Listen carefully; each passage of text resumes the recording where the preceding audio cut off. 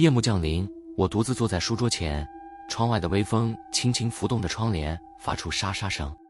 房间里只亮着台灯，昏黄的灯光在四周打出柔和的阴影。手中的书早已读不进去，我的目光不由自主地落在了窗户上。这是一扇普通的窗户，正对着小区的中庭。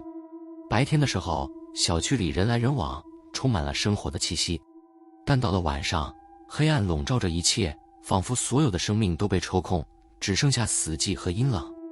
我不知道为什么，今晚我总觉得窗外有什么东西在窥视我。台灯下的钟表滴答作响，时间已经过了午夜。窗帘被风拂动了一下，带出了一点点凉意。我忽然有种奇怪的感觉，窗户外面似乎有什么在移动。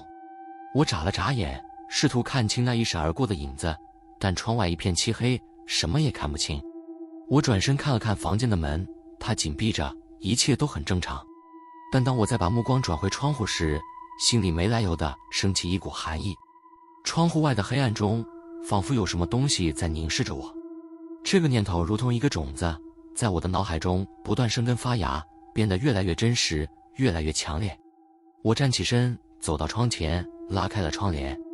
外面依旧是一片漆黑，小区的路灯昏暗无光，几乎照不到地面。楼下的花园里空无一人，风轻轻吹过，带起树叶的沙沙声，除此之外一片死寂。我苦笑了一下，嘲笑自己的多疑。也许是工作压力太大，神经变得敏感了。我正准备转身回到书桌前，忽然从窗户的边角处，我看到了一个模糊的影子。那影子贴在窗框上，像是一个人影，但又不像是人。他的形体瘦长，四肢仿佛比正常人要长上不少，静静地立在窗外，一动不动。我的心跳骤然加快，呼吸也变得急促。我不敢眨眼，生怕他在我眨眼的瞬间消失或是靠近。时间仿佛停滞了几秒钟，窗外的影子仍然一动不动，但我感觉到他在注视着我，那双看不见的眼睛盯着我，让我浑身汗毛倒竖。突然，影子动了，他没有向前走，而是慢慢地消失在了黑暗中，就像被风吹散的烟雾。我的心脏剧烈跳动，几乎要从胸口跳出来。我站在窗前愣了几秒，冷汗从额头渗出。我刚才看到了什么？难道是我太疲倦了，眼花了？为了确认自己的想法，我迅速打开了窗户。冰冷的夜风立刻灌进房间，吹得我打了个冷战。我探头向外张望，楼下的小区静悄悄的，没有任何异样。也许真的是我眼花了，我这么安慰自己，然后关上窗户。但当我转身回到书桌时，一阵奇怪的声音传入耳中，是敲击声，很轻微，却异常清晰，就像有什么东西用指甲轻轻刮擦着玻璃。我猛地回头，窗户依旧紧闭，窗帘轻轻摆动，但那声音仍然没有停下。我一步步走向窗户，心脏仿佛被无形的手紧紧握住，每走一步，那敲击声就愈发清晰，像是某种暗示。我的手慢慢伸向窗帘，手心满是冷汗。我咽了口唾沫，猛地拉开窗帘，什么都没有。窗户外依旧是一片黑暗，敲击声也在我拉开窗帘的瞬间戛然而止。我呆立在窗前，额头的汗珠一滴滴落下。那种被窥视的感觉再次袭来，比刚才更强烈，更真实。我不敢相信这只是我的错觉。我站在窗前迟疑了片刻，最终决定拉上窗帘，强迫自己忘掉刚才的一切。然而，当我转身的一瞬间，窗户上的玻璃突然传来了剧烈的撞击声，仿佛有什么东西在拼命拍打着窗户。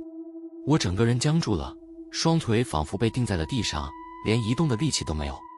我能听到自己的心脏狂跳，呼吸急促的几乎要窒息。我不敢回头，不敢去看窗户上到底有什么东西。撞击声持续了几秒钟后，忽然停了。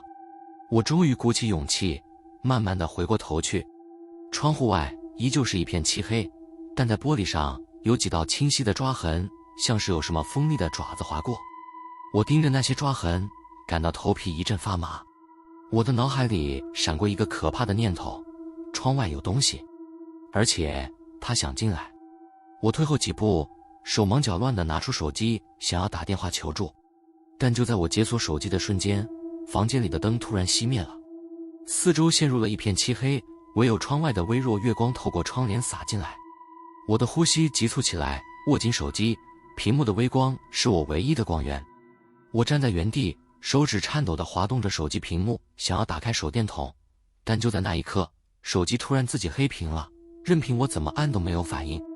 我僵硬地站在原地，耳边再次传来了那令人毛骨悚然的刮擦声。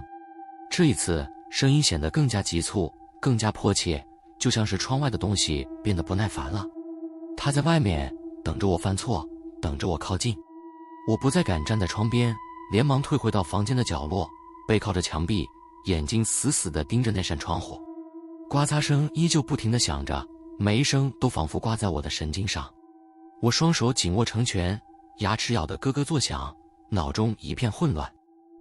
时间一点一滴地过去，刮擦声忽然停了，房间里恢复了诡异的寂静。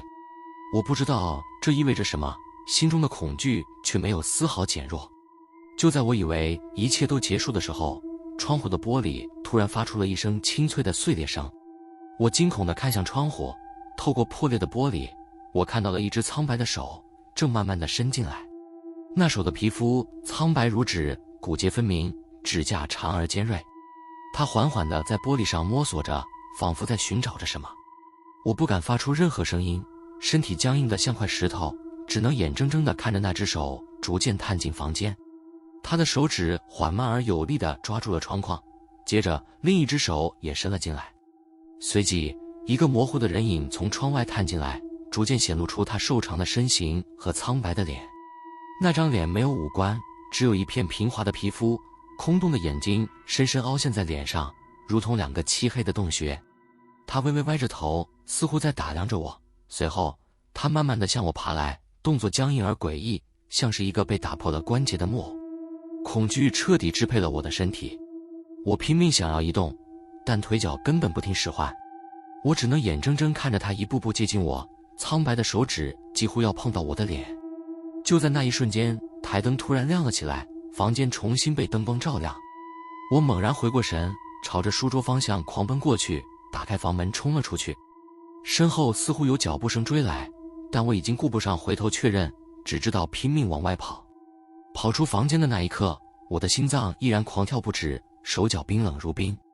屋子里的一切恢复了平静，但我知道那个东西，它还在窗外，等着机会再次进来。从那天开始，我再也不敢靠近那扇窗户。每当夜幕降临，我总是觉得窗帘后面有一双看不见的眼睛，正注视着我。喜欢这则故事的话，记得订阅，开启小铃铛，才不会错过每晚间的恐怖小故事哦。